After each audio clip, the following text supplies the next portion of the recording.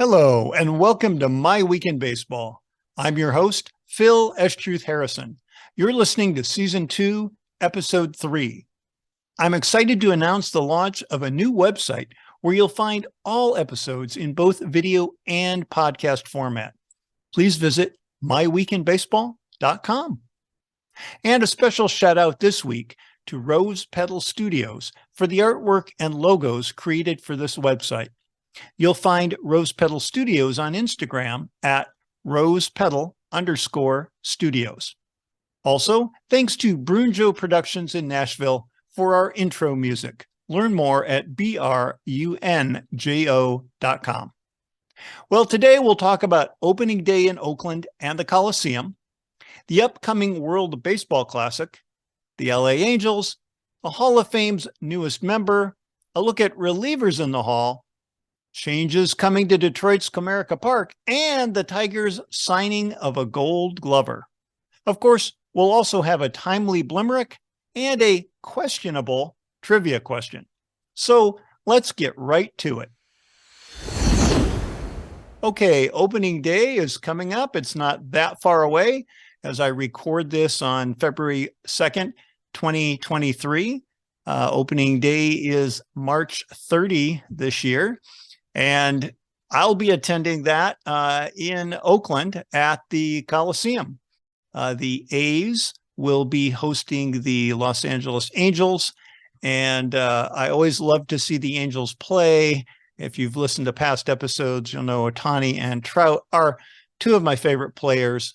And I'm really looking forward to that. I am very hopeful, fingers crossed, that Ohtani will be the starting pitcher. He was the opening day pitcher a year ago, and I'm hopeful that that happens again.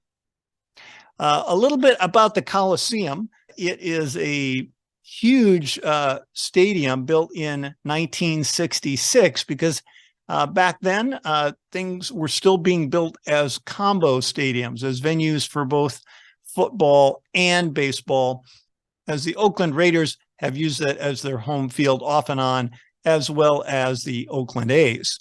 Its current capacity, according to Wikipedia, is just shy of 47,000.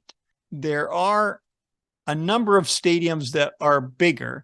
And interestingly, another site I checked shows Oakland as being the largest stadium. I believe they're basing it on the seating for football rather than baseball.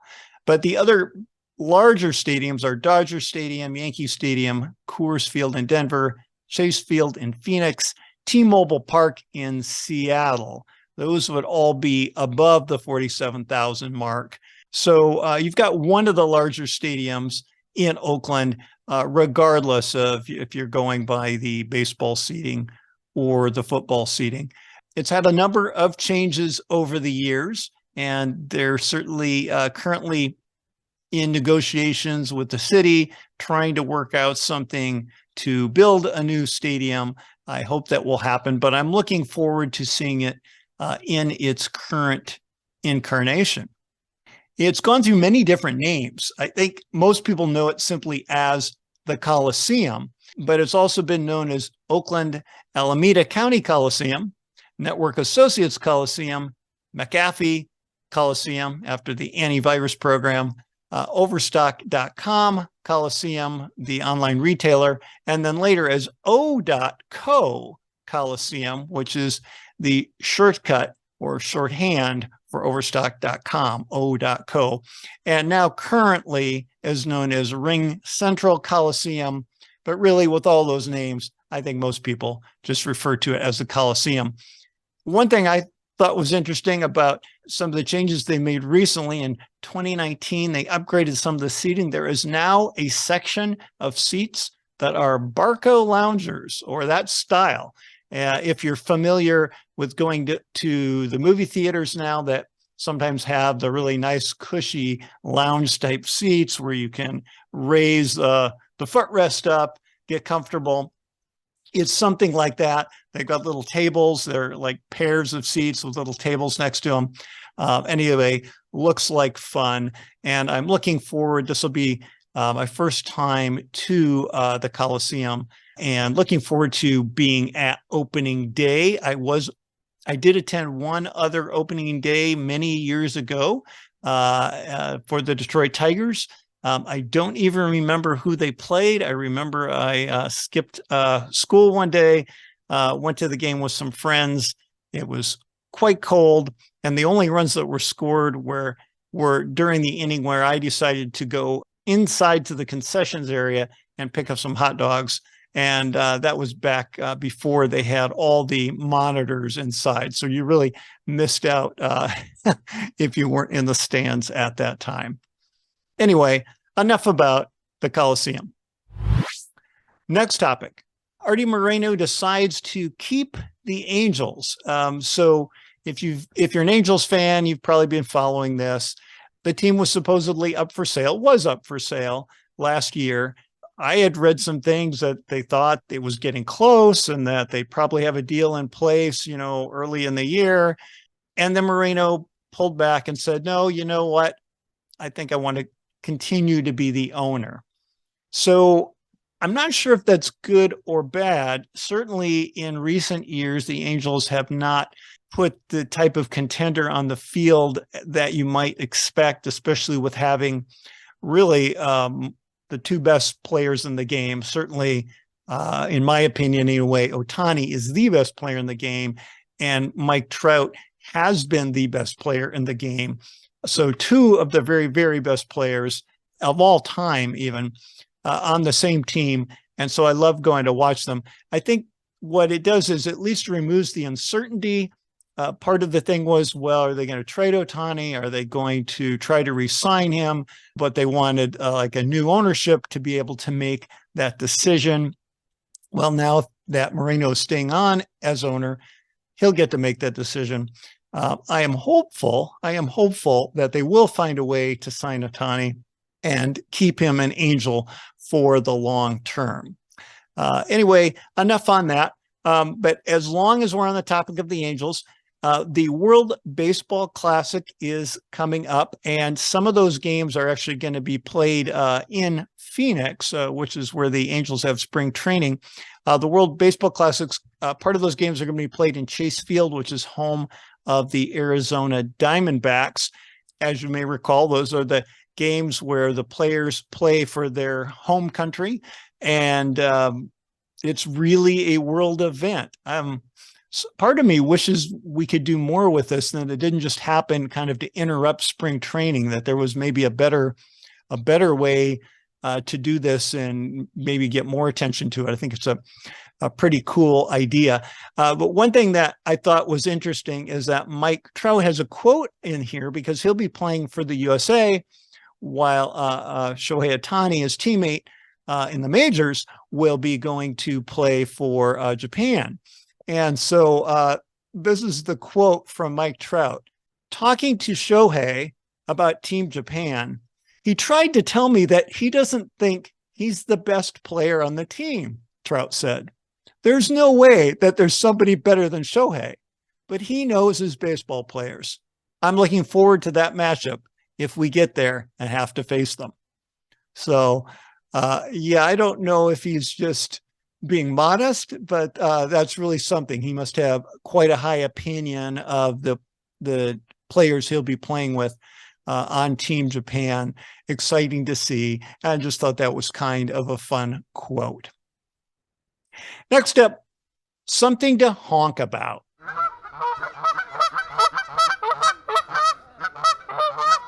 And in this case, it's the Hall of Fame. It's about two areas that seem to be undervalued, underrepresented, underappreciated. One of those is really the person who was just elected, Scott Rolen, third baseman Scott Rolen, who played most of his career for the Phillies and the St. Louis Cardinals, fairly evenly split, but he did play, I believe it's close to 200 games more for the Phillies. Anyway, his election was controversial, and it surprises me that it was controversial. Let me give you some of his qualifications, and we'll just talk about that for a minute.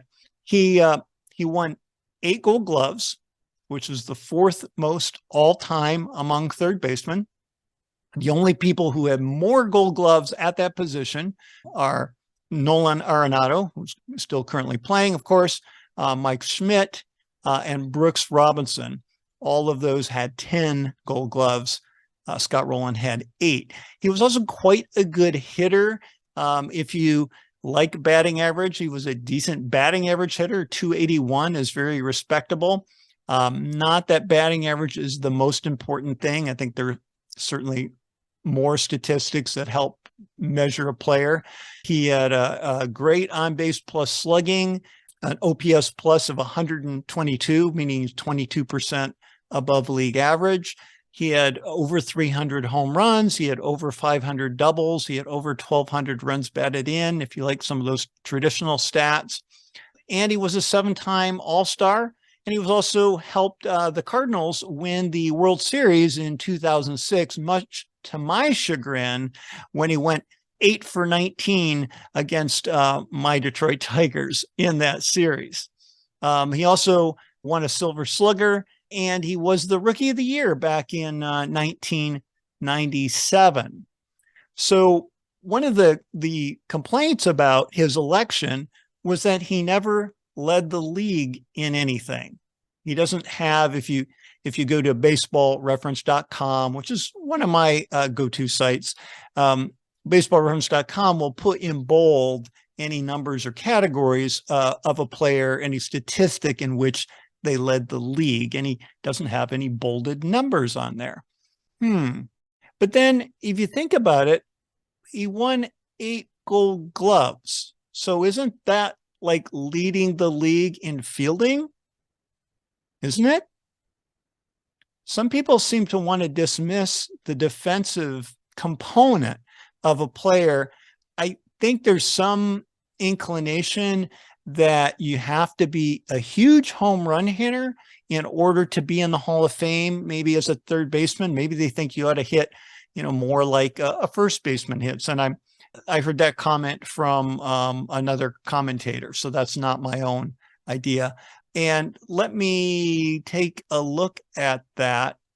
So if you just think of him as a power hitter, he didn't hit 400 home runs. That's true. But he had a great run of power hitting. He was fairly prodigious from his age 22 up through his age 29 seasons, kind of, the peak of his career. During those seasons, he hit consecutively, starting in 1997, 21 homers, 31, 26, 26, 25, 31, 28, and 34 home runs. I mean, those are really good numbers. 3 times over 30, multiple times over 25. A very steady, good, excellent hitter. And a lot of doubles in there too. 3 times he had 45 or more doubles.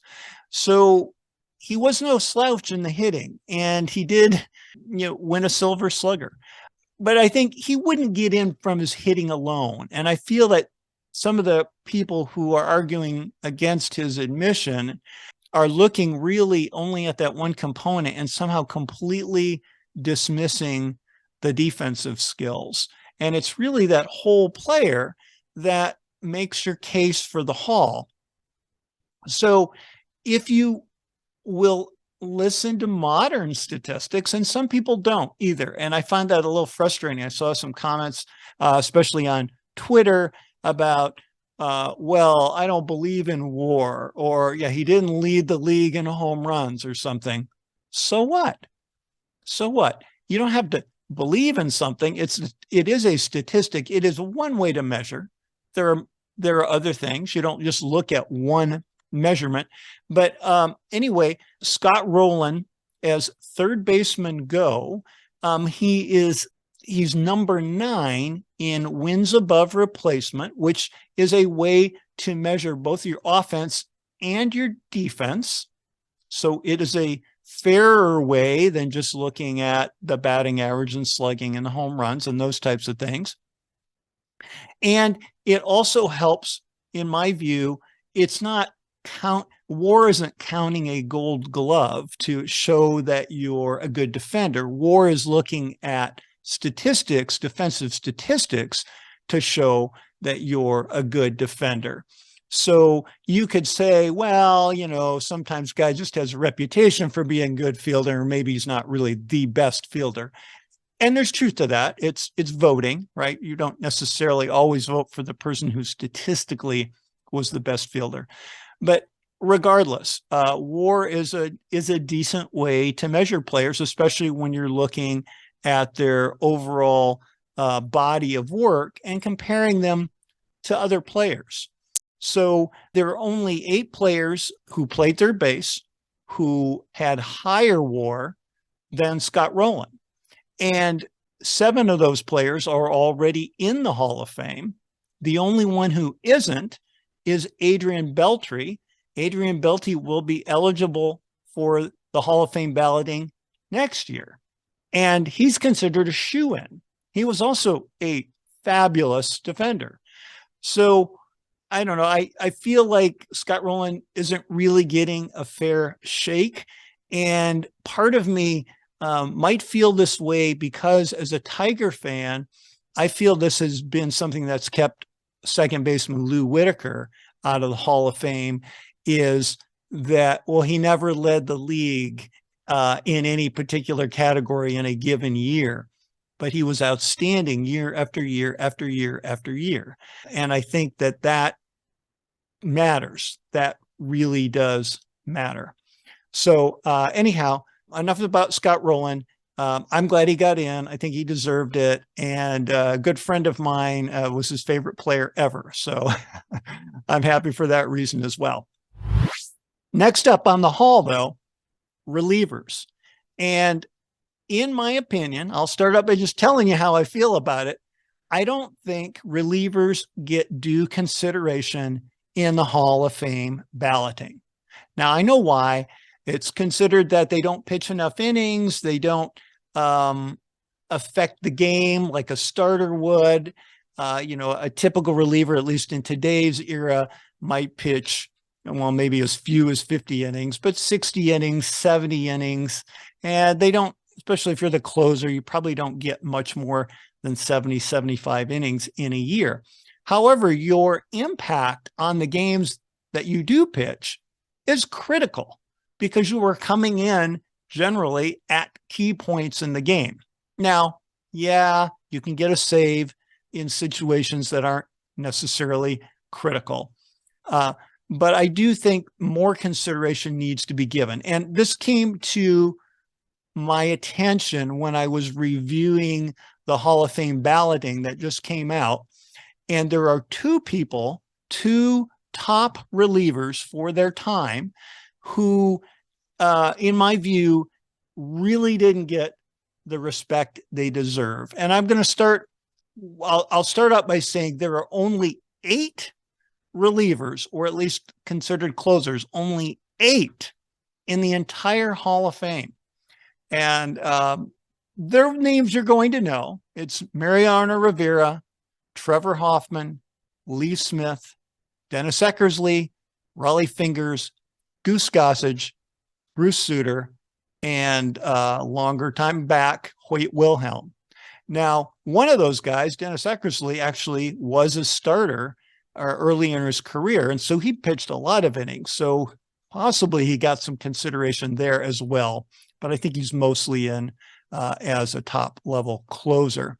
So those are the ones that were in, and you know those names. So you know those guys are great. But there were 2 on the ballot this year, and I'm going to start with one of them, Houston Street. Now, Houston Street has some good stats, and he got a single vote. A single vote. His stats are something to look at. Maybe he's not a Hall of Famer, but 1 vote. So let me give you some of that. Houston Street is number 20 in all-time saves, number 20 with 324 saves. He had a career earned run average of 2.95 which is 44% better than the league average during that period. He had a whip of 1.06, meaning just barely over one runner per inning, which is outstanding. He was a rookie of the year, a two-time All-Star. He twice had more than 40 saves, and he converted 86% of his save opportunities. Now, that last number is not great. The really top relievers are in the middle to upper 90s. And you may recall a previous episode where I talked about this a little bit more. In fact, if you're curious, I talk a lot about closing percentage and some closers who were questionable in some of their abilities. But if you want to, is season 1, episode 5, I talk a lot more about closers, especially Jose Valverde and that special kind of torture known as Heathcliff Slocum. So anyway, I think that Houston Street should get some consideration because he's now off the ballot. You've got to get 5% of the vote to stay on the ballot. So just getting a single vote to me really seems like we're not even going to consider him. You know, he's number 20 all time in saves. You're not even going to consider him. So that I found disappointing. The other one is someone more well-regarded, Francisco Rodriguez, also known as KRod, who pitched for a number of teams. He did pitch a couple of years for the Tigers. KRod, he did get 11% of the vote. So he did get enough to stay on the ballot. And I'm hopeful that this will grow over time. I'm fine to say, yeah, he's not a first ballot Hall of Famer. He's not Mariano Rivera. But this is an excellent, outstanding closer, KRod. So he had, he's number four on the all-time saves list with over 437 saves. Career earned run average of 2.86, 48% better than league average. A whip of 1.16, actually not quite as good a whip as Houston Street. He was a 6-time All-Star, and he led the league in saves 3 times. 6 times he had more than 40 saves, and 3 times he was in the top 4 in Cy Young voting, which is hard to do. It's really hard to win the Cy Young Award as a relief pitcher. He also has the most saves in history in a single season when he saved 62 games in 2008 for the Angels. His career conversion rate is 85%. So again, the conversion rate isn't elite. All the other stats really are. I'm hopeful that he's going to get more serious consideration. So we got 11%. He's staying on the ballot. I just felt like I saw it and I thought, really? Only 11%? I mean, I get he's not a first ballot guy, but so my feeling is, as you can already tell, I feel like relievers are getting a little bit of the short stick and being undervalued in the Hall of Fame voting. So next up, a limerick, our baseball limerick that we have every episode. And this time it is a tribute to relievers. Here we go. Relievers respect they don't get. In Hall of Fame voting that's set to value them low. With few votes in tow, stay on the ballot, tough bet.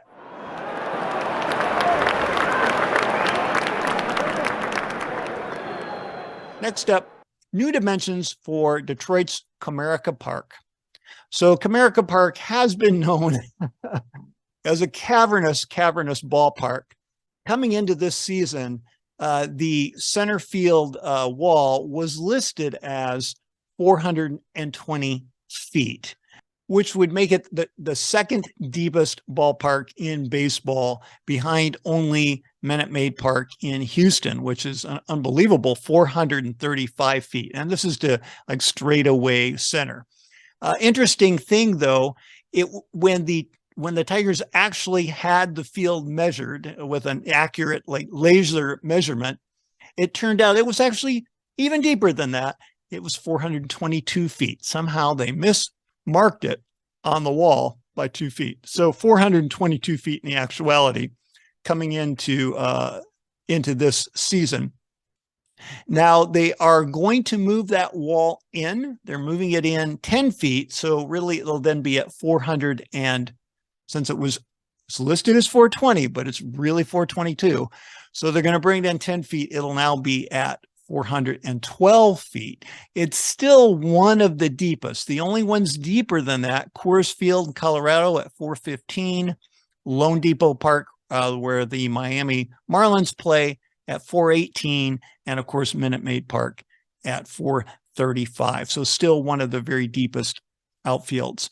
It certainly has made a difference in some very deep fly balls, frustrating for hitters that get caught on the warning track, or maybe they end up bouncing for a double when they would have been a home run. And I'm sure that's frustrating. And I think about guys like Miguel Cabrera, who played almost all his career for Detroit, and 81 games a season, half of his games in that cavernous ballpark. He of course had good pull power and good opposite field power too. So he's not a, dead center field power hitter. But you got to think that had to have robbed him of some number of home runs, and that, would have even add to his Hall of Fame credentials. The Tigers say that they want to have a park that either favors hitters or favors pitchers, at least to some degree, because they want to be able to build a team that will have an advantage when they play at home. Hey, that makes total sense. You play at home half your games. You don't really want just a neutral ballpark. You'd like to have a ballpark where you could build a fast defensive team or a big slugger team, whatever it is, based on your ballpark, and have that be an advantage for you in the games that you're playing at home. So this certainly will not make Detroit a hitter's ballpark, but it will help. And it means, if you really knock that ball out to center field, if you hit it 415, 418, 420, 25 feet, it's going out, where before the announcers would have said, well, that ball would have been a home run in 29 other ballparks, that kind of a thing. So I think it's probably good in that way. The other change they're making is lowering the fences. I don't have in front of me what the height was before, but they're lowering most of the outfield to 7 feet tall. That should give a chance for Detroit's outfielders, notably center fielder Riley Green, who's excellent defensively, to make some great catches at the wall, maybe rob some home runs. So while the fences are coming in and the walls are lowered, it is also going to give a chance for some of those balls to be caught. So that will make it exciting either way. It's still certainly a pitcher's ballpark. The power alleys are still deep. It's still not the easiest ballpark to hit a home run in by any means. So we'll see. And maybe players like Javi Baez, who really had an off hitting year in 2022, he had only 17 home runs. He's a guy you're going to expect hit somewhere in the 20s anyhow. Maybe, he's probably a 30 plus capable home run hitter. He's done that before. Maybe you'll see some of that come back. And of course, the other team is going to have a chance to hit a home run a little easier too.